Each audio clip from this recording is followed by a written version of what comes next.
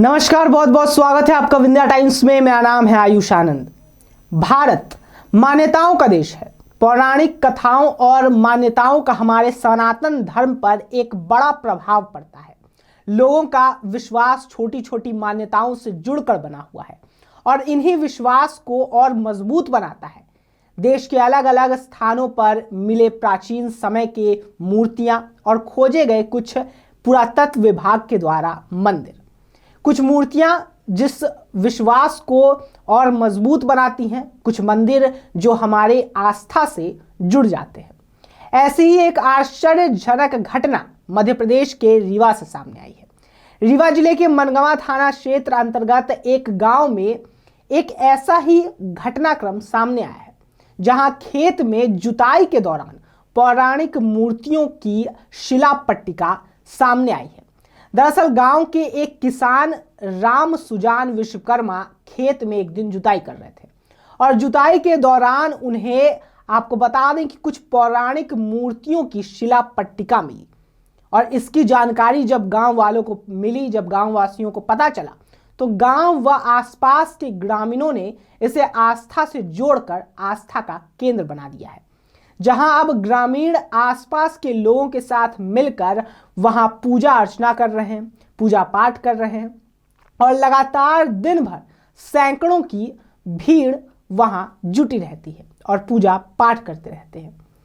यहां नजर आता है कि कुछ भक्त जुट चुके हैं, फल से उन मूर्तियों को फल चढ़ा रहे हैं और अपनी मनोकामनाओं को लेकर बड़ी संख्या में लोग पहुंच रहे हैं।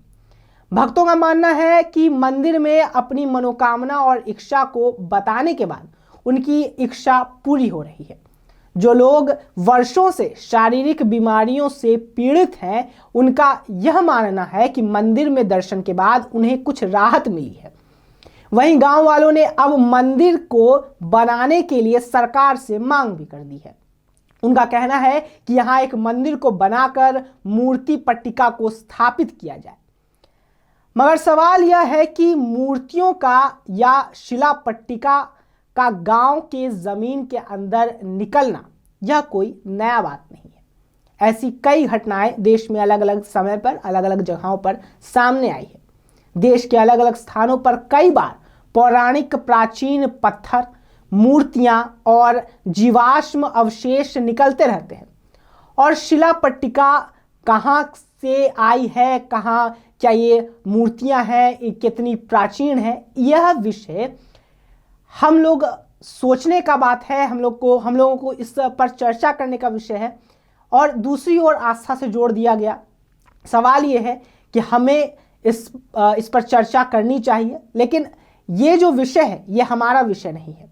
इससे पुरातत्व विभाग को इसकी जांच करनी चाहिए और इस पर कोई भी जांच जब तक सामने ना आए, अगर पुरातत्व विभाग इसमें रुचि लेती है, मतलब ये प्राचीन है, इस पर चर्चा हो सकती है, मगर इसके पहले ही इस तरह की आस्था से जोड़ देना ये भी सवाल खड़े करता है।